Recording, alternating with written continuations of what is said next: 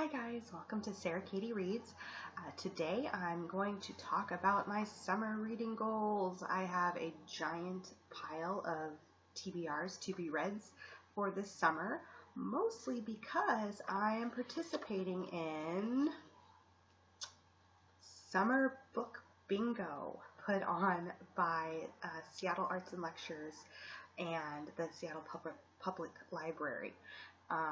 I am super excited about this because some of my favorite memories when I was a kid during the summer were the library reading programs for the kids, and it was just so much fun. And I also did the Book It programs. Does anybody remember that? Pizza Hut, you would earn, I think you'd earn pizza, and it encouraged you to read. It was really fantastic. And so I've always liked these sort of programs and activities. So you can see here, I've already filled in some of the squares with my reading, and my little green tags are what I have left to read. So I'm just going to do a quick overview of what I have planned out so far. So for each square has a theme that you are supposed to find a book to read that fits that category that in that square. And my goal with this is twofold. I want to fill this out, get a blackout, so that I can win season tickets to the SAL program for this year and see some awesome writers and authors and all of that. And I also want to use this to read books that I currently have and have had for a long time on my shelves. So that is what I'm going for. Kindred by Octavia Butler. This fills the square for the hashtag We Need Diverse Books. And I've read a little bit of Octavia Butler before, but not a lot. And I found this at my ongoing library book sale for $1, so it was really exciting. I've had it for a little while now. So this one is about Dana, the protagonist. She is 26, newly married, and she is suddenly, as they're celebrating her birthday, suddenly transported to the antebellum South, just out of nowhere. Time travel.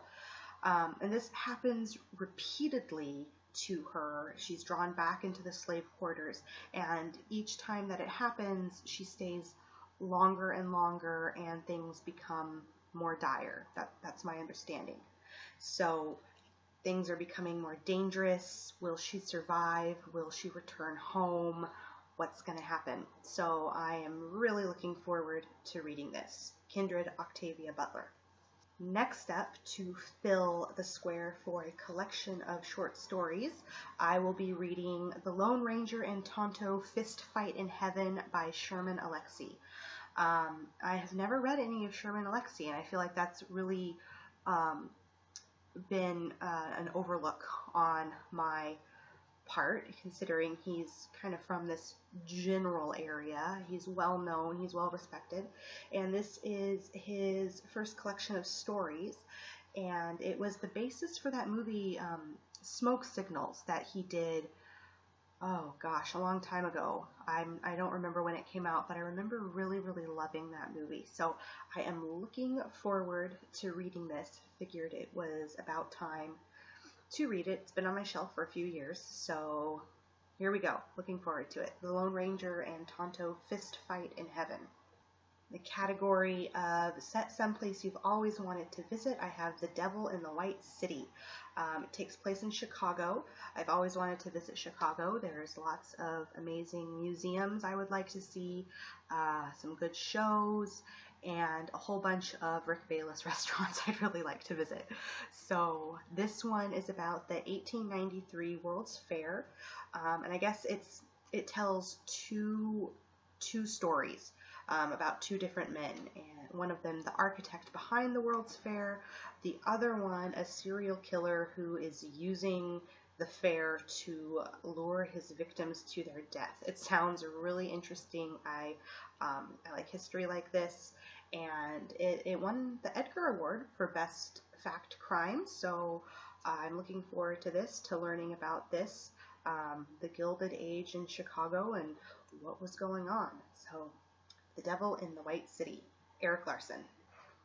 Next up, for the square for a collection of poetry, I have Actual Air by David Berman. I picked up this book a few years ago at my favorite bookstore on the Oregon coast in Manzanita, the Cloud and Leaf. I usually buy things out of my normal range when I'm there for whatever reason, and I don't read a lot of poetry. And I was drawn to this one because of the cover. I really liked the contrast of the industrial city look with the field, the natural field look. So I don't really know what this poetry collection is about, but the author, he is from Virginia and he lives in Nashville. It sounds like he's in a band and has several albums released.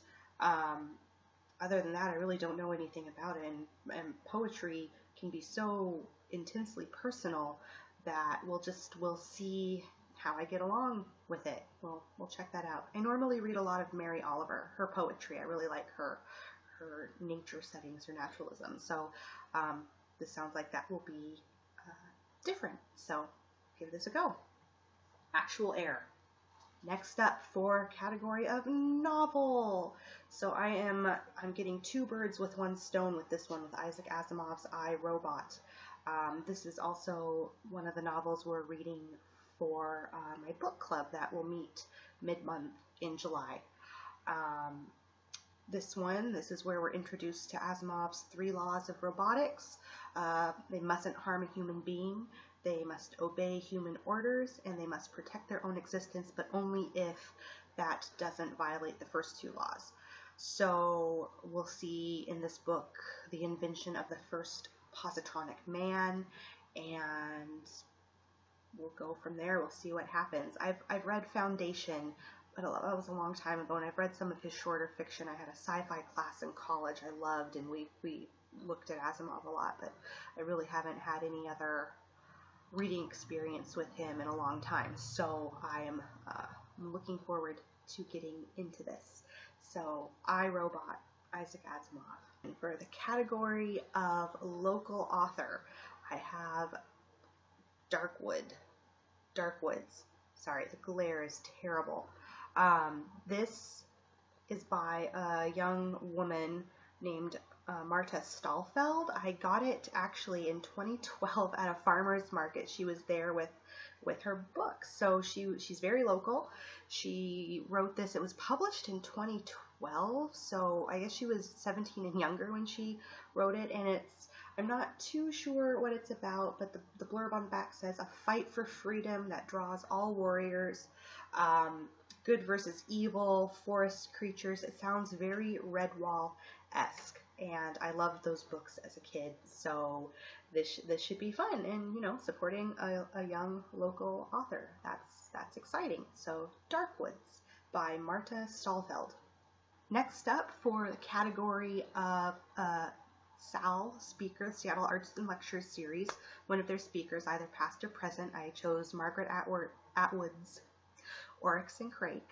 I got to see Margaret Atwood speak a couple of years ago when she came to Seattle, and I got her to sign a copy of one of her books for me. Very exciting. She was a wonderful speaker, and I wish I could better remember everything that she said. I'll have to try and find it, see if it's online.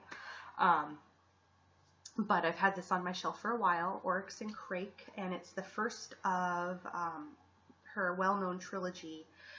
It's followed by The Year of the Flood and Mad Adam, which that's the copy of the book I have signed from her is Mad Adam, and it's set in a post-apocalyptic world.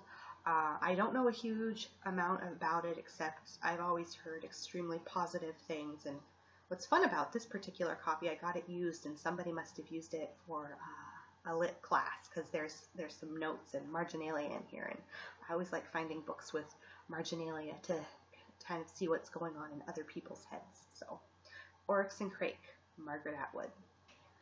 Memoir, I chose Tina Fey's Bossy Pants. I have heard lots of good things about this book.